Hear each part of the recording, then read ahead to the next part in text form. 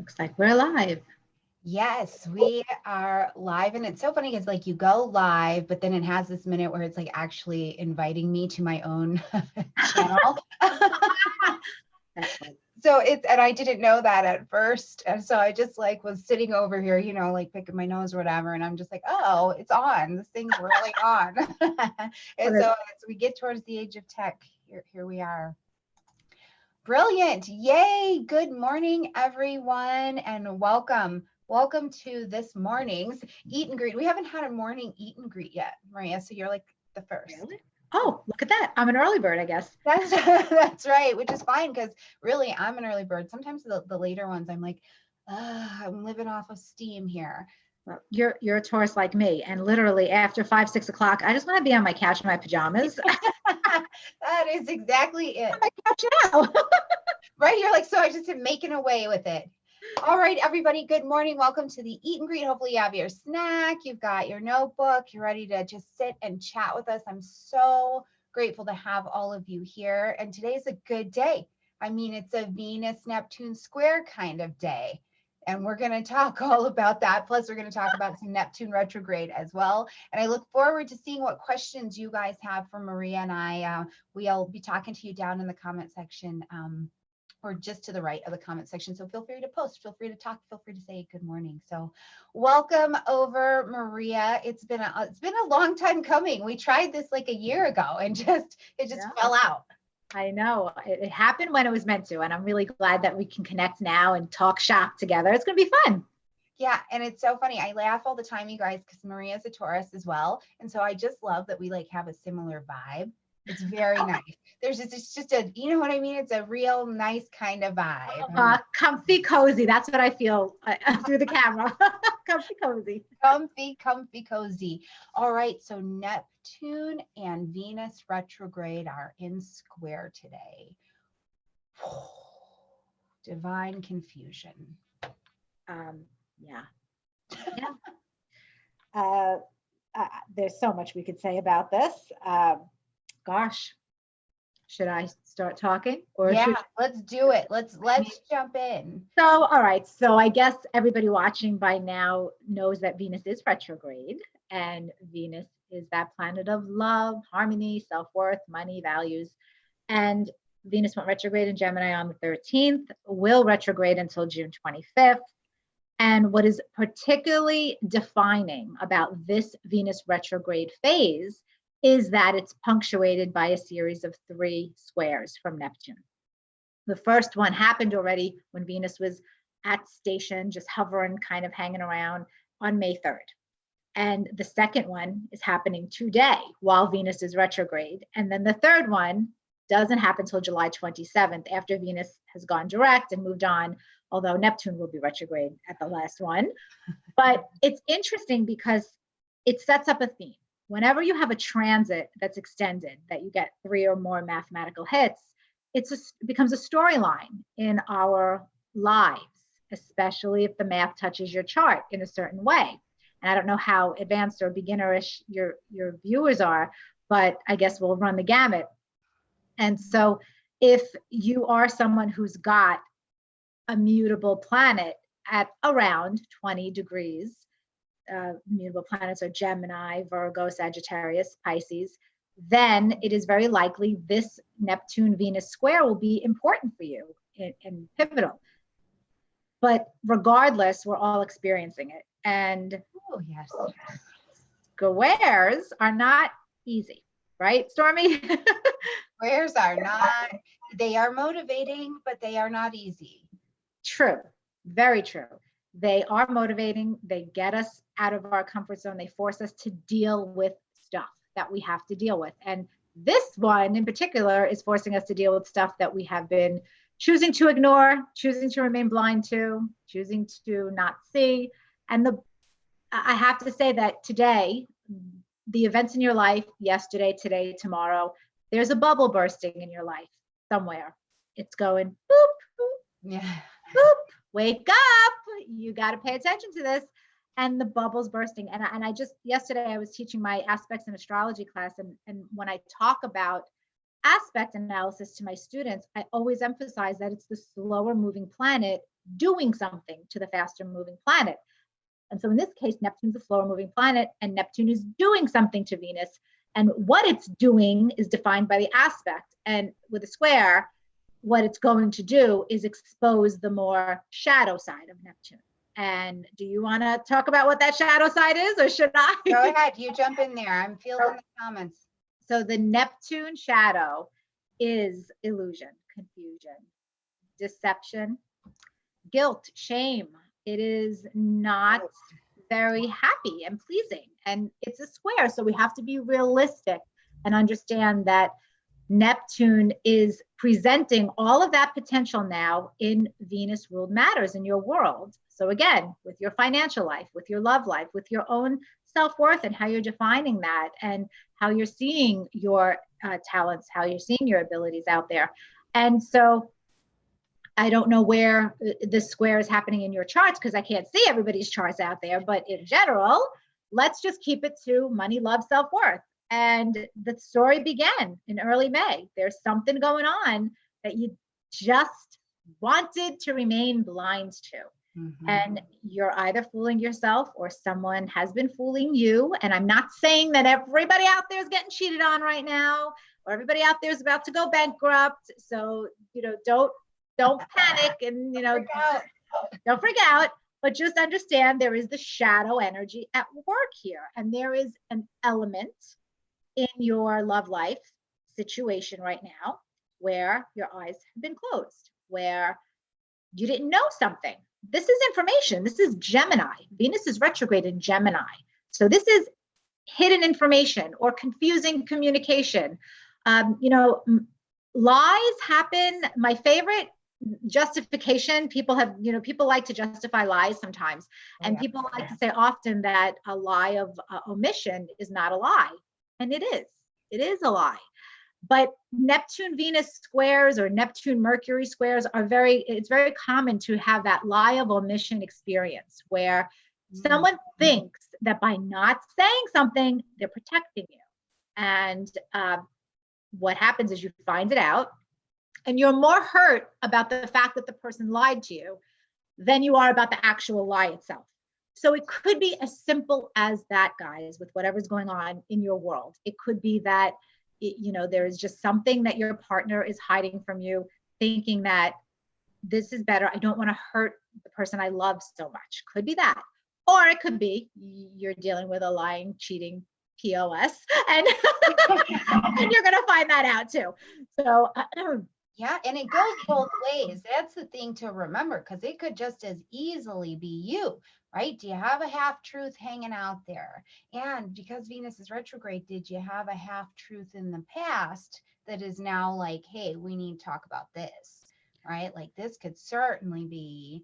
And I'm thinking about, we were talking about this a little bit on the channel. Venus was last time retrograde in Gemini in 2012, I believe. Mm-hmm. And I was thinking back all the way, like, are we talking about that? Is that coming forward? Like, what was happening in 2012 that is omission-y? And now we're bringing it back forward. Oh, that's a really interesting point. Right? I'm sitting through 2012. I'm like, did I lie about anything? My brain is so Neptunian right now. I don't remember 2012. Oh, God. And yeah, it could be that, now we have to face the music of whatever that is. And so there's a way to resolve all of this. It's not like you're meant to just be depressed and sad and confused and caught in whatever scandalous situation, lie of omission, or uncomfortable, inconvenient truth that you have to face about a relationship. It could just be that, I don't know, maybe you're hitting the bottle too much and you've been hiding it from your lover. It could be, like you said, it could be you. It doesn't have to be the other person. That's another shadow of Neptune. Unhealthy escape patterns, drugs, alcohol, porn addiction, gambling addiction, and mental illness, anything that where you just don't want to face reality. And we're prone to do that. We're prone to pull the wool over our eyes and not see something, and we tend to escape and try to numb ourselves, numb our pain from having to face something. So maybe you don't want to confront your credit card debt that's mounting, and this has been an issue for you, and you've been irresponsible about your finances. And then all of a sudden, now you're getting all the overdue notices and you can't ignore it anymore. So what are you going to do? Are you going to drink yourself into a stupor, or are you going to come up with a plan? Remember, this is Venus and Gemini. You've got a noggin there that you can use. And there's more than one solution, I think, with the Gemini, right? Yeah, you have to choose two different sides. Mm-hmm. Two different sides, two different people, two different options. Yeah.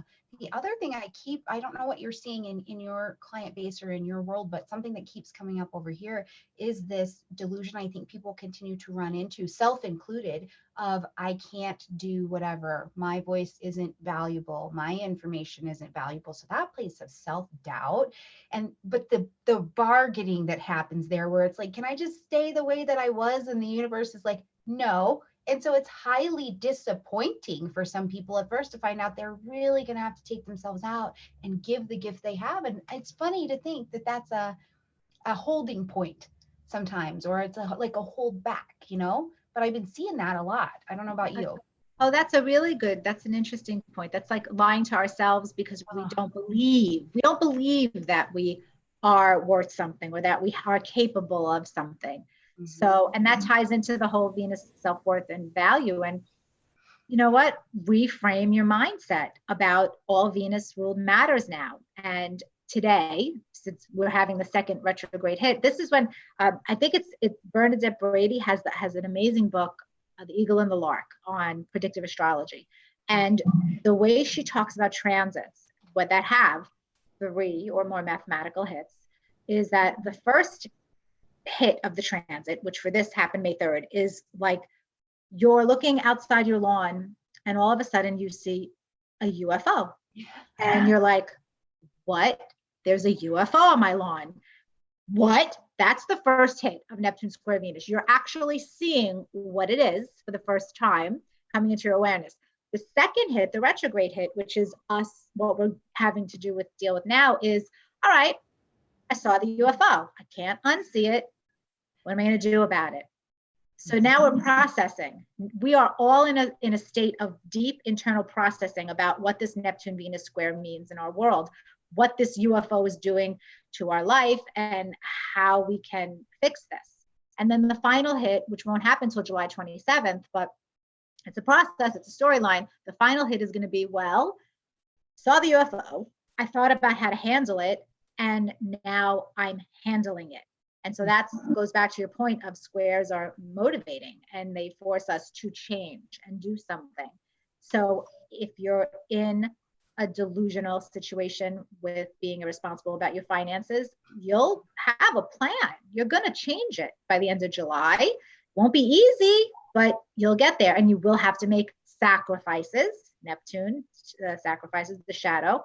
And if it's a love situation, maybe you're going to realize, hey, this person and I don't really have the same values. We don't really have the same ideas about what a relationship should look like. And maybe it's time to part ways. Or maybe one of you will reconsider and say, oh, I love this person so much. I'm not gonna lose you. I'm not gonna keep being a dummy about this, whatever this is, whatever your UFO is, and fix it. I'm babbling. Sorry, I get into off on my tangents. But we're talking about the UFO. This is critical information. I know, really. Aliens are among us. And I wonder too, I'm just like thinking about it now, but I wonder too if, that movement of Saturn as we jumped forward and got some Aquarian peeking in there. And then as we have the last hit of this, Saturn is back then in Capricorn, where it's almost like, okay, I showed you the UFO because we're moving, and you got to take all the current luggage is what has to come forward, and some of it has to stay back. And it blurs the lines of reality just enough for us to peek over the fence, I think, where it's like, oh, there's also some possibilities. because it's all going to look different in 6 months. Oh yeah, everything will look very different in a few months. Oh. And when the other thing to talk about with this Venus retrograde and the Neptune going retrograde is that it's actually happening during eclipse season too. Yeah. So, whoa, that's another layer of this. And the I don't know if you looked at the June 5th eclipse, but that eclipse in particular is, although the square of Venus and Neptune is very wide, so it's not so much about that, but that eclipse is exactly opposite Venus retrograde. Right. Degree of the retrograde. So there's going to be another big turning point in your Venus retrograde story right around June 5th. That has to do with the truth being illuminated, I think, because the lunar eclipse is in Sagittarius. So what are your thoughts about that? I'm curious. Yeah, I absolutely. I was thinking about it just starting even, where are we? What days? Let's get the calendar. 20th. We've got this new moon coming, and that's rolling right across this moon. And while the new information is grounded, it's so foreign. I think we still don't know what to do with it, but it's like, gather, ask questions, get information, because when we hit that lunar eclipse, we're going to start unthinking some things that we've thought, or in some belief patterns we've had for a very long time, I think. And it's because they maybe don't have the value, and there's new truth that becomes available. So I feel like they work together and filter in. And then when we end the Cancer Capricorn in July, I think we're on a brand new track. But this next handful of eclipses and moons really works tight together to bring us into new information. That doesn't mean that we really know what to do with it yet. It just means that we've gathered it and we're starting to slowly kind of walk forward into what's this next place. But we've had to see the value of information, of people, of self-worth, especially coming into Saturn and Aquarius. What's the individual going to add to the whole? If you're still in the holdback of, I don't have anything to add, that's going to be crazy going through these eclipse times, because that's an old truth, I think. Right. Illusion, which is great. And it's an illusion. It's to say you have nothing to add, to say you have no value to bring is an illusion. How about instead, why don't I, clean the mirror and actually look in the mirror and say, realize what I do have to offer the world or a person or my career or whatever this is. And what I also love about this retrograde is that there is that duality, and it's kind of tricky because that there's that expression, be careful what you wish for because you might get it. And Neptune, the higher vibration of Neptune, can make dreams come true, I think. Yeah. But even though we're in the shadow, it doesn't mean a dream can't come true. But the problem is you might get the dream and then get it and realize by the end of this, oh, wait, I didn't really want that. or this is way harder than I thought it was going to be, because I know that right now, the big thing is, when am I going to meet specifically my twin flame? And my experience of metaphysical practices, 1 in 10 twin flame situations work out in a lifetime, because it's really hard and it demands a level of integrity, because the situation is usually highly complicated on both sides. And I'm like, sometimes we go ahead and bring those on in and it's crazy. So I'm like, maybe you just want a life partner. They're nice. Yeah. A lot of people talk about twin flames. I kind of have the opinion that we just have many soulmates in our lifetime, and to define one of those soulmate contract relationships as the be all end all, personally, I'm not a fan of that. And I know it goes against the grain of a lot of my colleagues and metaphysicians and all that. We're in the same boat. I'm like, oh, we are. I didn't know that. Okay, so I didn't want to offend you. I wasn't sure because you brought up twin flames. Honestly, I'm not a fan. I don't believe that it serves anybody to be thinking about, there's this twin flame out there for me, and oh my gosh, I have to keep in this relationship because this is my twin. We have to work this out and blah, blah, blah, blah, blah. A soulmate is not someone that you are necessarily meant to have happily ever after with. A soulmate is nothing more than a contract you have with another soul to learn lessons from and to teach lessons to. And our deepest soulmates are the key players in our life, and they're going to come to you because you already predetermined those relationships. You don't have to freak out. I mean, literally, a soulmate will ring your front door if that soulmate is meant to come into your life. You don't have to stress. But when you meet a soulmate, you know. And so now there's this situation probably for if the Venus-Neptune situation is about love for you, it could very well be about two soulmates. It could be about a previous soulmate from a previous life even, or this life, and a current soulmate or a soulmate that you have the opportunity potentially to start a brand new storyline with. And what do? Do you go for the old? Do you go for the new? And I know that it sounds trite because everybody watching this hears it all the time. Oh, an ex is coming back into my life. An ex is coming back into my life. But you're in that situation, and a lot of you out there will be in that situation. It's not so easy because the bigger decision you have to make is, do I stay in an old situation that maybe we've gone as far as we can on a soul evolution level, or do I have the courage to walk towards this new soulmate experience and relationship and embrace those lessons? That's another thing about Venus Neptune that ties into this, is that Venus is love, but Neptune is unconditional love. Neptune is soulmate love. So yes, this is a soulmate Venus retrograde for sure. Absolutely. I don't know what the feedback is, but I know too that there's this idea, whether it is around love, money, or anything else that's coming back in, but I think most specifically romantically, where even if that person or that job or whatever the thing is that there's been this high idealism around comes back, because it's in Gemini, we get the opportunity to actually think, right? Because sometimes when you're swept up in idealism, it's just like, it's off. The head's off, the heart's just like, this feels good, you know? And you get the chance now to say, wait, why did I idealize this? Why do I keep thinking I need to come back to it? What is it? Like, think about what is keeping that on such a high pedestal for each of us, and evaluate if that is an honest, valuable truth, right? I know that I have experienced some Venus retrogrades where the ex came back and I was like, yes, this is great. And then a different retrograde was like, wait, why did I like you? Wait, what was I looking for here? Because this ain't working, but I keep looking at you, right? And whether that is, we do that with jobs. I think that we do that with fill in the blank friendship relationships where there just is nothing there anymore, but we keep kind of pulling back in. And now we have an opportunity, I think, in the square to be forced to ask what we're going back to.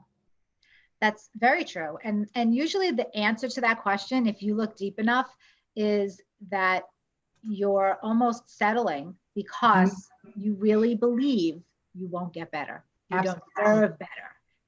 Yeah. If it's not this, who is it going to be? And if I don't do it, the universe is not going to give me what I want, or I've been forgotten. That's a big one. Yeah. And we romanticize the love stories in our life. Like you said, idealism, that's a tricky emotion, because when you put somebody on a pedestal and all you're seeing is their glory and you're making them godlike, you're bound to be disappointed because that person's human. And you're putting them in an unrealistic situation that they never asked to be put in. You just decided to, and you decided to not see that person for who he or she showed themselves to be for whatever reason. And now you have to confront that. Sure. And sometimes that veil is real thick, but now, friends, it is very thin. Yeah. And that's why they say love is blind. There was a study, and I'm forgetting which chemical. It might be dopamine. Don't quote me. But love really does make you stupid. This is a medical study. When you actually fall in love with someone, you become a little dumb and you become blind. You do become blind because in order to fall in love, there's some kind of chemical, and I think it's dopamine, but Google it, people, you'll find it. And the chemicals released all over the place in your brain. You're falling in love, and everybody else around you, they're not in love. So they see clearly who that person is, and they're like, are you sure you want this person's not really doing right by you, or Right. are you sure? Maybe you're the one doing something crazy, but that's going to wear off eventually. And then you're left with the reality of who the person is. So this is also some Neptune Venus stuff that's probably going on right now. Yeah. Now, to the healing side of this, I think that this is incredibly useful for freeing yourself from resentment and guilt and shame as well, because that is, you're in prison. We're in prison when we're there, and sometimes we can't, sometimes we won't lend that forgiveness. But I think there's a fair amount of freedom in that reality as well, that perhaps what happened in the situation is everybody did the best they could. And we know that that's what happened because that's what happened. And also, where's your part in what happened? Because you can free yourself from that. And that, I think, plays over this next 8 weeks of new truths, right? Very true. Release yourself from the guilt, the shame. Yeah, we have to take responsibility when we do things that are hurtful to other people. But the truth is, we all hurt other people sometimes, whether or not we want to. And with this, I would make the generous assumption that it's not an intentional pain. The Venus Neptune, I don't think that it's intentional. It's not Pluto Venus that we're talking about. This is Neptune Venus. So I would make that generous assumption that whatever's going on, you're not intentionally trying to hurt somebody, or that other person is not intentionally trying to hurt you, but that's the result. So one or both of you do have to release yourself from the shame, guilt, and all of that. And it's an interesting journey. It's definitely an interesting journey. And I wish I could share the details of my Neptune Venus storyline that's going on right now, because it is so classic and it is so tied into the timing. But I won't do that because I don't want to be disrespectful to the other person involved. But it amazes me because it is so in line. We set ourselves up for that Cinderella expectation fairy tale when it's Neptune Venus. And I always forget this woman's name. She's one of the Kardashians, and I'm not really big on it, but she married somebody when she was going through a transit of Neptune in her chart square her natal Venus. And so what happened was, this was a very highly publicized romantic Cinderella-like wedding. And I don't know if you know what I'm talking about, which sister. It was a very big deal. And she was over the moon, had this big televised grand affair. You know who it is? Okay, it was her. And then, was he a basketball star? Yeah. Okay. And so they got married, they were madly in love, and then it was over 2 minutes later, right? And you know why it was over 2 minutes later? Because it was a grand illusion. She got married under a Neptune Venus square.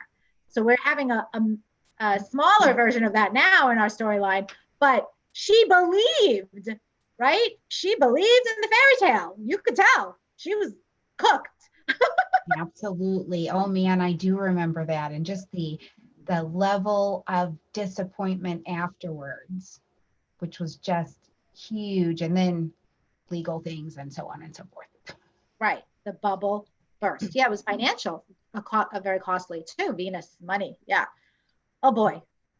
Sign those prenups, people, especially if there's Neptune Venus going on in your charts. Right? If it's anywhere near, if everything else is looking good, but that's anywhere near, you just sign the prenup. That's for sure. Let's talk about Neptune retrograde. Now, that's not actually happening until June 23rd. Okay. But for anybody out there who has never really talked about the outer planet retrogrades, because Mercury is highly publicized. Like Mercury is just getting the tea when we talk about retrogrades. But the outer planets retrograde as well. But it's interesting. I've always taught and learned that the outer planets are always just kind of working below the surface of things. So they're always, their ebb and flow of in and out of the retrogrades can be more subtle until it's not, right? Until we become aware of it. But it's like subtle internal little things that are working down below that we're not entirely aware of most of the time. You know, what's your take on that? So I think with Neptune, well, when I talk about retrogrades, I emphasize the personal retro planets because they are more palpable. The ones close to the sun are felt more immediately, especially in your birth chart.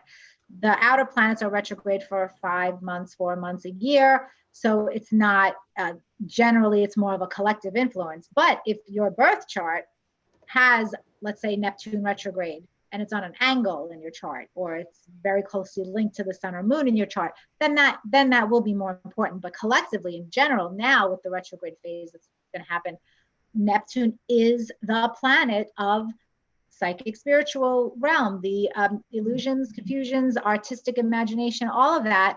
And when it's in full force, there is this full force energy of Neptune. Neptune is free to flow and give all of that. But when Neptune is retrograde, the veil can get lifted. The fog, the haze, the confusion gets lifted just a little bit for you to see something Neptunian in a different light. So I think it could be really positive if you are blind to something because you have a few months to sort it out and see it with a new pair of eyes, a new framework. I think it could also be very interesting for in the psychic spiritual realm because a lot of times people are afraid of their psychic visions or they feel like, oh, this is making me crazy. And maybe when when Neptune is retrograde, you're still having the Neptunian impressions, but maybe you're less likely to think you're cuckoo about it and you're able to kind of see where that takes you. I don't know. Does Absolutely deal with Neptune retrograde? Yeah. And I think that too, I love for people to just make friends with whatever's going on because it's a little bit easier to do so. And so as Neptune flips backwards, like here in the present, what it feels like is like, it's like concrete, right? Like, oh, that's real. That's really real. Like there's like the fog is not like, because we only need a little bit of fog, I think, as humans to kind of create the daydreaminess of things. And instead, she's like, hold on, let me flip back here and let's recreate this vision because then I'm going to help you make it tangible. I'll interact with some other planets, we'll make it tangible when I wake up. So it's very concrete, which I too see the positive side of. I think that people will have the opportunity to take what they've seen or what they've been feeling like they want to do. I feel like I want to sing. I feel like I want to speak. I feel like I want to care for people and start to see it in a more concrete way, especially in the context of our little world is shifting. Our traditional structure won't be the same. So what's the next thing, even if it seems far-fetched, that you're coming into, right? I mean, quitting a job and starting a YouTube channel, that was far-fetched for me. And here it is. And here it is. Yeah, exactly. And what you're saying about being able to materialize that dream and that energy, we're under a big cycle right now that supports that with Neptune sextile Jupiter.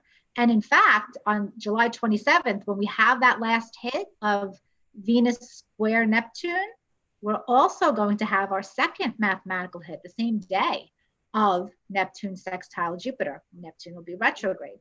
And then Jupiter is in Capricorn. And then the final hit of that is in October. I think it's the 11th, October 11th, the final hit of Jupiter sextile Neptune. So what you're saying about the timeline of bringing something imagined to Earth is very possible with the sextile. I think that's gorgeous. Yeah, me too. I always teach my students the planets have sex that's good for us. Yes. I'm like, I just want somebody to get some. Get busy, planets. Woohoo! It's just the planets. I'm going to go into our comments real quick and see if we have any questions. This is so funny. People are like, yes, it was Kim. Everybody right? Like everybody like remembers that. They're like, oh God, yeah, we remember that. Now they understand Neptune Venus at its worst. Right. So try not to get married under that. You know, if you can avoid that, see your personal astrologer, that would be a good deal. Okay, so here here is a question we've got going on. So it says, will the Pisces rising suffer most with Neptune retrograde, if Neptune's retrograding on their rising? So if Neptune's retrograde on your rising, then you're in the second of 3 mathematical hits of Neptune conjunct your ascendant. Okay. So if you're experiencing the retrograde now, you've already had 1 hit.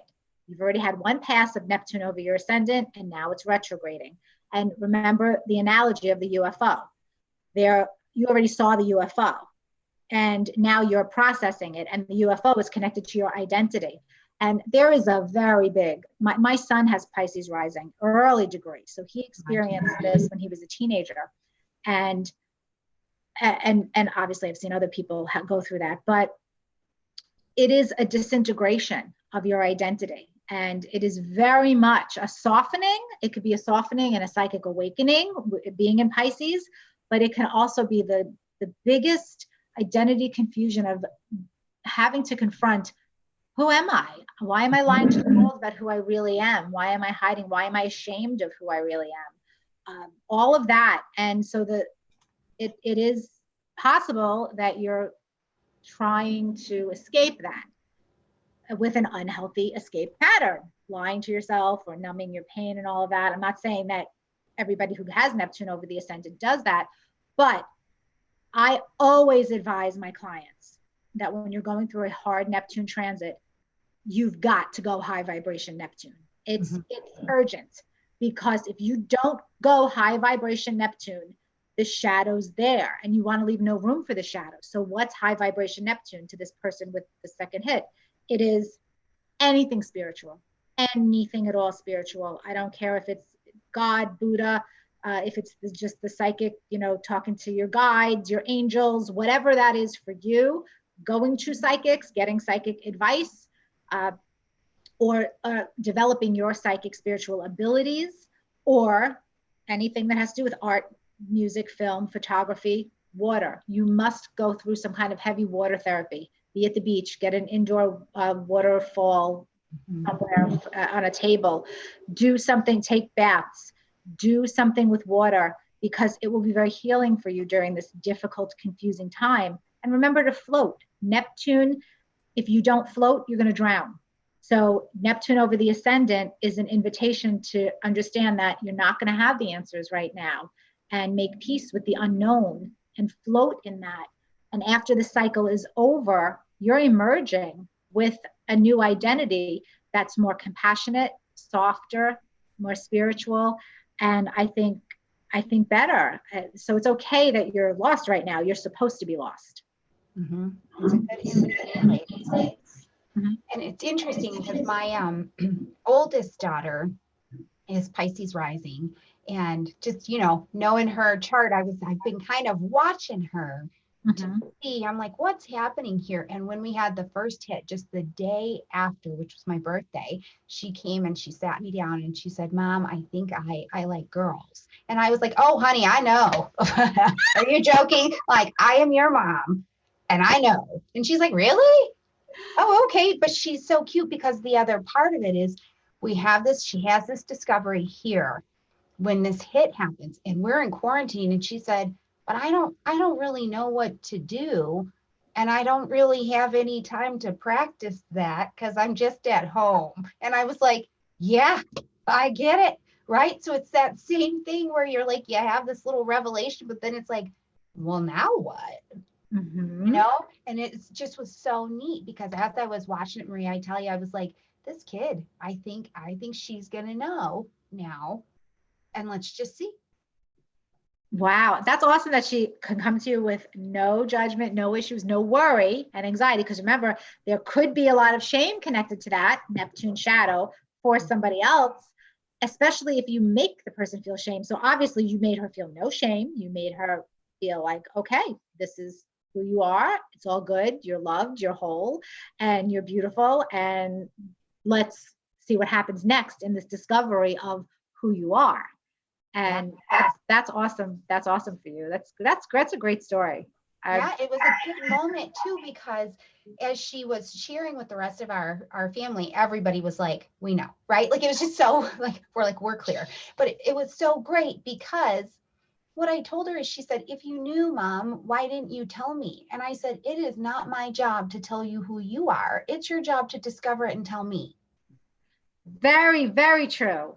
And it's funny because Neptune over the ascendant, what you said about everybody else knew, you really believe when you're that person with Neptune on your ascendant that you're hiding this. Absolutely. Yeah, but everybody knows it. The same thing happened with my son, but it was a different circumstance. And everybody knew that what the truth was. And he thought he pulled the wool over everybody's eyes until he decided to reveal it. Then we knew, everybody knew what was going on the whole time. And so when he was going through this, I got a meditation tape, a personalized meditation tape made for him from, I think it was a hypnotherapist. And I used to make him listen to this very often. And it helped him because really do go through that uncertainty and confusion. And your daughter, she's saying one thing right now, but remember, she's in that process of discovery, of self-discovery, of discovery. And so she might decide that this is partly true. And then when she gets experience, maybe it's both. Maybe it's men and women. Maybe by the end of this cycle, she's whatever. I'm not saying I know what it will be. Maybe she's embraced being full on gay and be happy, and that's her. Nobody knows, but she doesn't know yet either. She's in that process of discovering, and it's beautiful that you know that and that you told her that it's her job. Yeah, and it's so funny you say that, because she said, well, and also because we're just in quarantine, like, how do I know if it's just girls? And I was just thinking, honey, you know what? You're going to figure this out. Second of all, never have I seen you be excited about a boy like ever in your whole life, right? 16 years on this planet, you kind of get a vibe for these things. Like her sister is younger, and she might be in there married right now, for all I know, right? Like she's a super Leo. She might be married, right? But it was that funny place of, I don't even know if I know. And I'm like, cool. You'll figure it out. You will figure it out. And that is the thing, I think, even with my clients, I'm like, float, like you said, for a minute, because you will figure it out, but you gotta go with the float for a minute. Exactly. 5 months. Give it 5 months. You'll have some answers. That's gonna be a t-shirt. Go with the float. And we put Neptune on it. Oh, I went through a whole campaign when NASA said that Pluto wasn't a real planet anymore. So I don't need to make any more planetary t-shirts. Okay. Oh my God. All right. I think we're going to wrap up, you guys. Okay. Wait, this is good before we leave. What do you think? During all of this energy, this person is saying, I feel a need to relocate. What do you think? Well, okay. Is Neptune crossing their fourth house? I know, right? It's like there's so many things to consider in that particular question. Life has to happen. So in a general context, you're going to live your life and it's going to move forward no matter what's retrograde, no matter what's happening. If you are in a situation where you feel it's time to move, then you should move. Don't let a planet stop you. But it would be interesting if we could see this person's chart and know the symbolism of, is Neptune playing a role there? Because if Neptune happens to be conjunct her moon or her fourth house or her fourth house ruler, then it's very reflective of the uncertainty about the move, about the confusion there. And you would say, hey, move someplace where there is water, or, be careful that the new place that you're living in doesn't have water damage. Or I remember when Neptune was going over my moon, it was square. Yeah, Neptune was square my moon. The odd thing is Neptune rules glass, and glass kept breaking in my home. I definitely got the water damage all the time, but glass kept breaking. And I looked it up, and turns out that's something else that's ruled by Neptune: gas, glass, water. So these are physical manifestations of a home situation if Neptune is connected to your chart in a home way at any time. So if you are moving and you do have Neptune connected to it, those are areas to be aware of. That is so interesting. God, I think I learned that years ago and haven't thought about it until you just said it. But yeah. Yeah. Oh man, that's so cool. I'm like, where is that going to show up in my life? I'm going to need that information sometime this week. I feel it. Yeah. That's brilliant. Okay, you guys, we are going to wrap up. It is almost 10 a.m. here, noon over there.